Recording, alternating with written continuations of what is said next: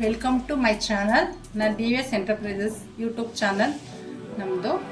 ನಾನಿವತ್ತು ಒಬ್ಬಟ್ಟು ಮಾಡ್ತಾಯಿದ್ದೀನಿ, ಕಾಯಿ ಒಬ್ಬಟ್ಟು.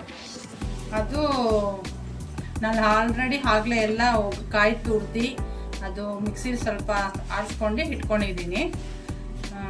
ನೆಕ್ಸ್ಟು ಅದು ಬೆಲ್ಲ ಎಲ್ಲ ಹಾಕಿ ಅದು ನಾನು ಕಾಯಿ ಯಾವ ಸೈಜ್ ತೊಗೊಂಡಿದ್ದೀನಿ ಅಂತ ತೋರಿಸ್ತೀನಿ.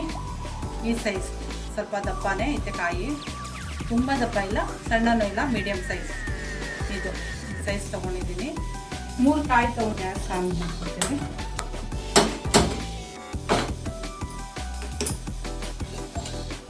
ಮೂರು ಕಾಯಿ ತೊಗೊಂಡಿದ್ದೆ. ಇದರಲ್ಲಿ ಇಷ್ಟು ಈ ಬಟ್ಲಲ್ಲಿ ಇಷ್ಟು ಕಾಲು ಭಾಗದಷ್ಟು ಕಾಯಿ ತುರಿ ಬಂತು, ಅಷ್ಟೇ ನಾನು ಬೆಲ್ಲ ತೊಗೊಂಡಿದ್ದೀನಿ. ಈಗ ನಾನು ಇದಕ್ಕೆ ಬೆಲ್ಲ ಹಾಕ್ಕೊಂಡ್ಬಿಡ್ತೀನಿ. ಚೆಚ್ಚಿಟ್ಕೊಂಡಿದ್ದೆ ಕುಂಡೆ ಬೆಲ್ಲ. ಕಾಯಿ ತುರಿ ಎಷ್ಟು ಬಂದಿರುತ್ತೆ ಅಷ್ಟೇ ಬೆಲ್ಲ ತೊಗೊಂಡ್ರೆ ಸಾಕು, ಇನ್ನೂ ಕಡಿಮೆ ತೊಗೋಬೇಡಿ. ಇದನ್ನು ನಾನು ಎರಡೂ ಒಟ್ಟಿಗೆ ಹುರ್ಕೊತೀನಿ. ಬೆಲ್ಲ ಮತ್ತು ಕಾಯಿ ಜೊತೆಲೇ ಹಾಕಿ ಕಾಯಿ ಚೆನ್ನಾಗಿ ಬಳ್ದಿತ್ತು. ಇದು ಸ್ವಲ್ಪ ಅದರಲ್ಲೂ ಸ್ವೀಟ್ ಅಂಶ ಇರುತ್ತೆ. ಅದಕ್ಕೆ ನಾನು ಎಷ್ಟು ಕಾಯಿ ತುರಿ ಬರುತ್ತೆ ನಾವು ತುರ್ದಿಟ್ಕೊಂಡಿರ್ತೀವಿ ಅದೇ ಮೆಜರ್ಮೆಂಟಲ್ಲಿ ಬೆಲ್ಲ ತೊಗೊಂಡ್ರೆ ಸರಿ ಹೋಗುತ್ತೆ, ಸಿಹಿ ಕರೆಕ್ಟಾಗಿ ಬರುತ್ತೆ. ಇನ್ನೂ ಕಡಿಮೆ ತೊಗೋಬೇಡಿ, ಚೆನ್ನಾಗಿರಲ್ಲ ಒಬ್ಬಿಟ್ಟು, ಸಿಹಿ ಇರಲ್ಲ. ಸ್ವಲ್ಪ ಐಸಿನಲ್ಲೇ ಕಾಯಿ ಮತ್ತು ಬೆಲ್ಲ ಒಟ್ಟಿಗೆ ಹುರ್ಕೋಬೇಕು. ಅದೊಂದು ಸ್ವಲ್ಪ ಬೆಲ್ಲ ಇನ್ನೊಂಚೂರು ಕರಗಬೇಕು. ಆಮೇಲೆ ಫುಲ್ ಸಿಮ್ಮಲ್ಲೇ ಹುರಿಬೇಕು, ಚೆನ್ನಾಗಿ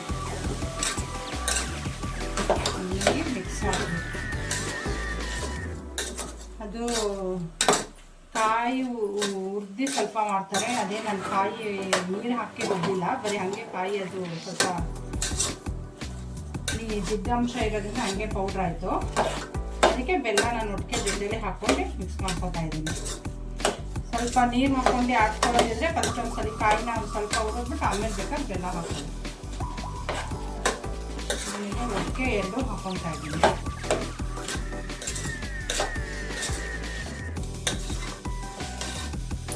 ಬೆಲ್ಲ ಕಾಯಿ ಎಲ್ಲ ಚೆನ್ನಾಗಿ ಮಿಕ್ಸ್ ಆಗಿ ಪಾಕ ಬರ್ತಾ ಇದೆ. ಈಗ ಫುಲ್ ಸಿಮ್ಮಲ್ಲೇ ಹುರಿತಾ ಇರುತ್ತೆ. ನಾನು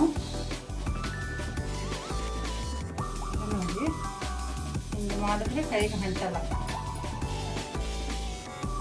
ಆಮೇಲೆ ಒಂದು ಹೊಂಡೆ ಹಿಂಗೆ ತೋರಿಸ್ತೀನಿ ನೋಡಿ, ಅದು ಕೈಗೆ ಅಂಟ್ತಾ ಇಲ್ಲ. ಹಾಗಿದ್ರೆ ಸಾಕು, ಕರೆಕ್ಟಾಗಿ ಆಗಿದೆ ಅಂತ ನಾನು ಆಫ್ ಮಾಡಿಬಿಟ್ಟೆ. ಇದಕ್ಕೆ ನಾನು ಗಸಗಸೆ, ಇವಾಗ ಗಸಗಸೆನು ಮತ್ತು ಏಲಕ್ಕಿ ಪುಡಿ ಹಾಕ್ತೀನಿ. ಇಷ್ಟು ನೋಡಿ, ಗಸಗಸೆ ಹುರಿದಿಟ್ಕೊಂಡಿದ್ದೀನಿ. ಗಸಗಸೆ ಹಾಕ್ತಿದ್ದೆ ಮೇಲೆ ಮತ್ತು ಏಲಕ್ಕಿ ಪೌಡ್ರು ಗಸಗಸೆ ಎರಡು ಲಾಸ್ಟಲ್ಲಿ ಹಾಕಿ ಮಿಕ್ಸ್ ಮಾಡಿ ಇಟ್ಬಿಡ್ತೀನಿ ಅಷ್ಟೇ.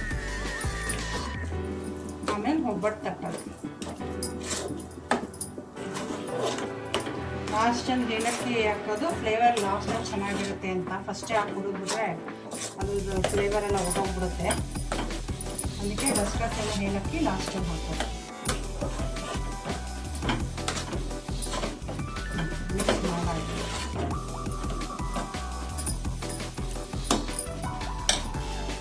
ಈ ರೀತಿ ಮಾಡ್ಕೊಂಡು